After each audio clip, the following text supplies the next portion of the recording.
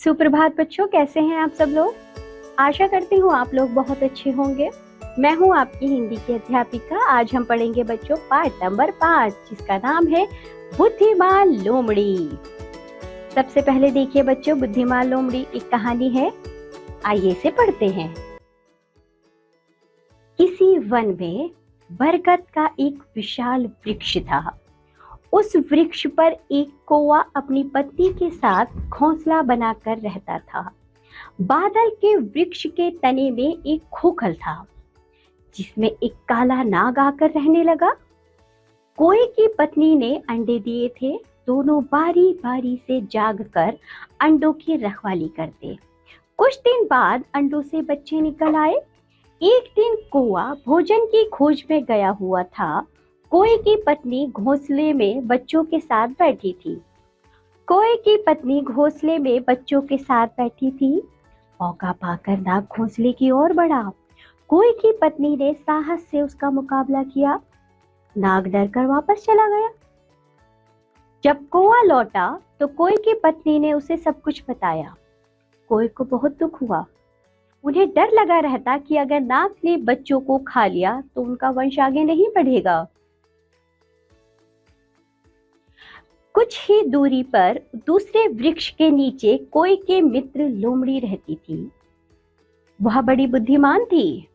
एक दिन कौवे ने दुखी होकर उसे बताया कि वह अपना घोंसला छोड़कर चला जाएगा। लोमड़ी ने उसे समझाते हुए कहा, तुम्हें अपना घोंसला छोड़कर कहीं और जाने की जरूरत नहीं है। तुम ही बताओ मित्र, इस काले नाग से छुटकारा पाने का क्या उपाय करूं? कौवे ने बड़ी आशा से लोमड़ी से पूछा।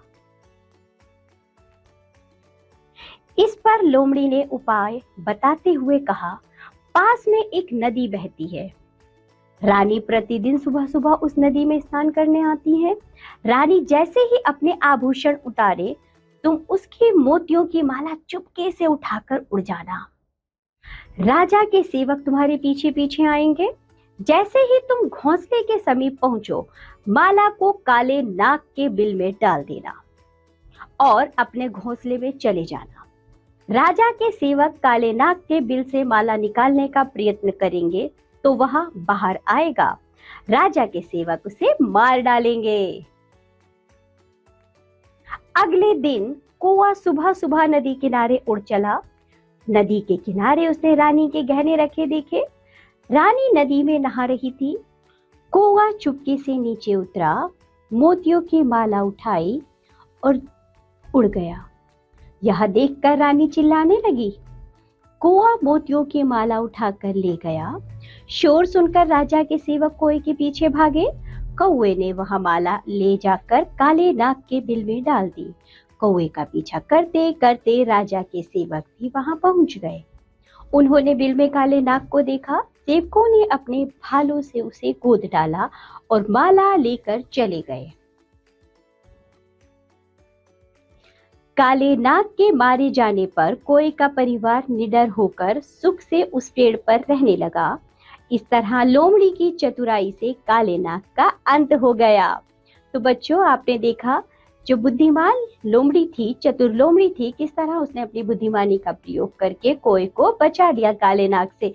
इसी तरह बच्चों, कोई मुसीबत आने पर हमें भी अपनी बुद्धिमानी से काम लेना चाहिए और हमें बच जाना चाहिए। मुसीबत के समय हमें उस कार्य से बाहर, उस मुसीबत से बाहर आना चाहिए। इस पाठ से हमें यही शिक्षा मिलती है।